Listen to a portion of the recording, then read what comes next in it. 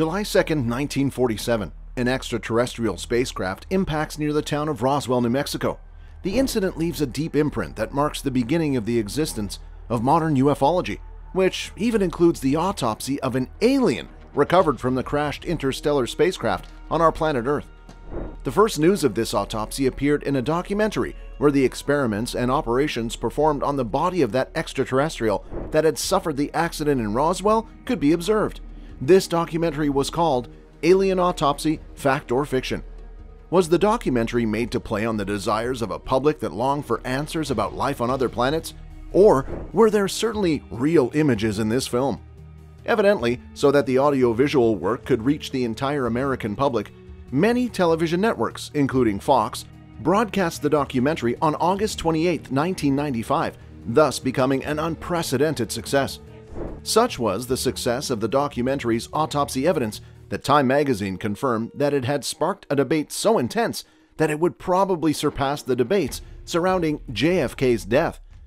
Years passed, each with intense debates between skeptics and believers.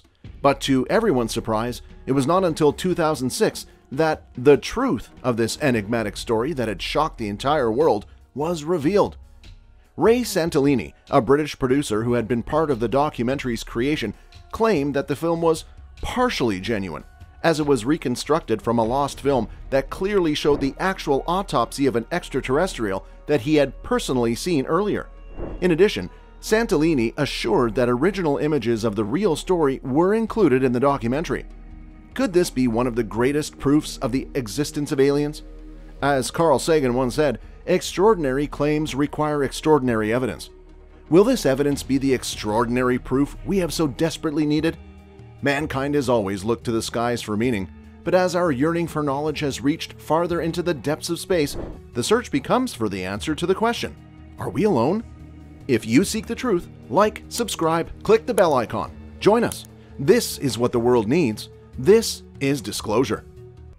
In recent years, there have been thousands of sightings of unidentified flying objects, many of which remain unexplained. The United States government, despite being accused on numerous occasions of hiding valuable information from the world, revealed one of the great secrets regarding flying saucers. And that is that the military had some encounters with UFOs, and the CIA disclosed its secret sighting file. Now, the Pentagon claimed that they have in their possession UFO wreckage, and that they have experimented with the strange aircraft minerals that are capable of achieving extraordinary things. In the year 1947, one of the events that would unleash more speculations and theories in the world occurred. The United States Defense Intelligence Agency put an end to this by admitting to have recovered material from the crashed extraterrestrial spacecraft in Roswell, which was taken for analysis and storage in specialized facilities. So, could we say that UFOs do exist? Maybe. Not only in this case, but in all places around the world, sightings of these strange flying objects have been studied even more. According to reports of more than 150 pages, the wreckage recovered from the crash possesses otherworldly, totally unbelievable characteristics.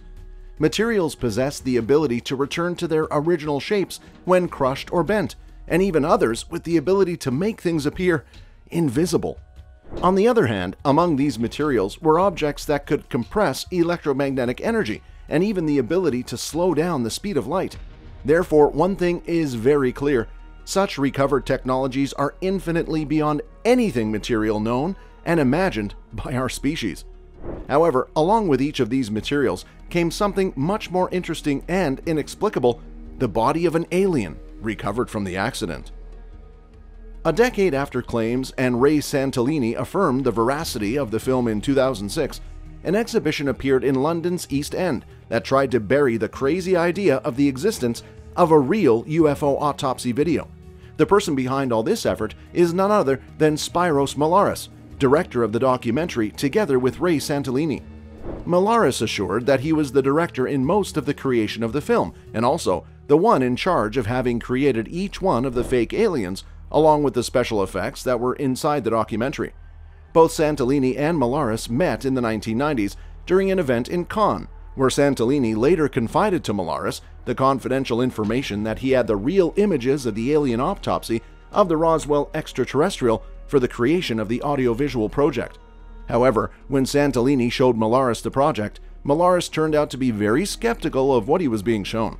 According to Molaris, it was always clear to him that it was a montage of a fake video. However, he accepted the creation of the documentary by proposing to Santolini to make a fake version of the autopsy and then to make another documentary explaining how the fake images were created. At this point, the question is, which of the two is telling the truth and why do they differ from it, even though they were both in the same place?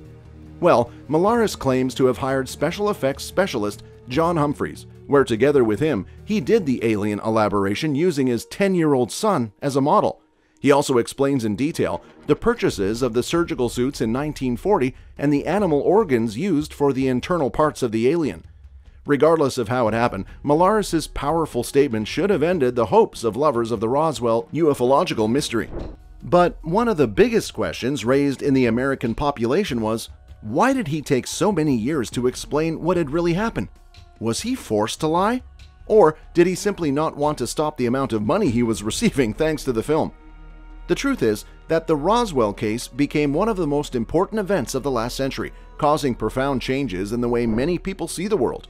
Movies, series, documentaries, and numerous reports in what is considered the birth of modern ufology, a before and after that would mark history forever. Fiction or reality, the truth is that the filming of the extraterrestrial autopsy in 1995 reinforced the story of everything that had happened before, and immediately the debates, theories, and controversies about what happened increased. Millions and millions of people watched on television as a specialized forensic team dissected an alien body in a cold room somewhere in the world. At the time, there was no doubt that what was being observed was real. Everyone assured that it was indeed the autopsy of the extraterrestrial who had died in the Roswell accident. The autopsy was brilliant in every way, and at no time were there any mistakes to prove that the images were fake.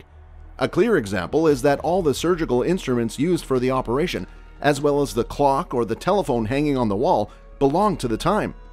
At 17 minutes, the autopsy footage passed every possible test, i.e., no expert was able to find errors that could be used to invalidate the credibility of the material. In short, the footage was entirely truthful. However, just as there were many believers, there were also many detractors who, in the end, could not provide accurate evidence to confirm the falsity of the film. Moreover, the famous alien autopsy was analyzed by one of the most important special effects specialists in the world, Oscar winner and creator of the Jurassic Park dinosaurs, Stan Winston. For him, there was no doubt the alien was definitely real, and if not, it certainly had an extremely high level of sophistication that even he could not achieve with his equipment. If a person came to me and said, "Here's proof that I put together the Roswell alien," I would hire him without hesitation, were the words of Oscar winner Stan Winston. However, for Spyros, it was not like that. For Spyros, what happened was totally false. The declaration of the fraud was made in Pontefract, West Yorkshire, England, during the annual meeting of UFO Data, a non-profit organization that evaluates extraterrestrial evidence, where he confirms to have felt remorse for having hidden the information for so long, and also for having underestimated how far the film could go. On the other hand, Santolini still assures that the film is a recreation of a real recording in which there are real images of the extraterrestrial autopsy, which he still has in his possession, and that because it was in poor quality, being previously affected by humidity and heat, it could not be transmitted. A mystery that many would consider solved, while for others, hundreds of answers are still missing.